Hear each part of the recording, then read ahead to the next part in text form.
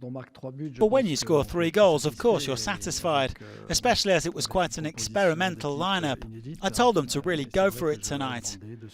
We'd had a solid defensive performance against Bordeaux, so I just asked them to use the ball a bit better, to have a bit more confidence in themselves and try to get into the penalty area in greater numbers. And we did that at times, so yeah, definitely satisfying.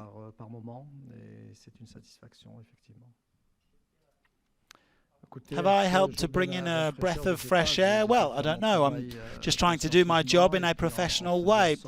I want to make sure the players are getting on well with each other, that everyone's getting their chance, and try to really build something in this squad. I've said it before, nobody is indispensable, and everybody has to do a bit more, because in our current situation we need healthy competition. We have to spur each other on to greater heights. We want the experienced guys to help out the youngsters to help out the experienced guys. It's what we saw tonight, especially with the young players off the bench who did a solid job. As for KHAOUI, I'm super happy for him. He'd been left out in the cold, but we brought him back in because he's a conscientious young man, hard-working. He's never complained about his situation. When he played against OGC recently, we saw the first signs that he could be a player we can count on, and it was certainly the case tonight. So I'm really happy for him and for the team. In terms of the result tonight, yeah, we do have some regrets.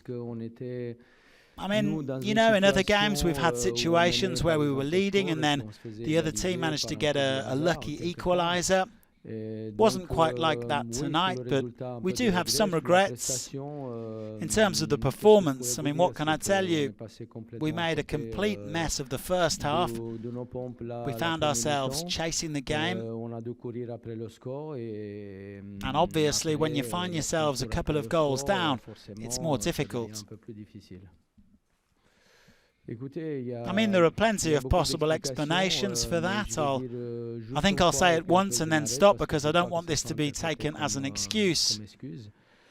But honestly, I think that for a club like OGC Nice to have 9 potential starting players missing, it does have a considerable impact. It has an adverse effect on our gameplay, on our combinations. There are some players who've come back, but you can see that they're a bit rusty, and the relationships on the pitch aren't quite there when it comes to the fluidity and the development of our play.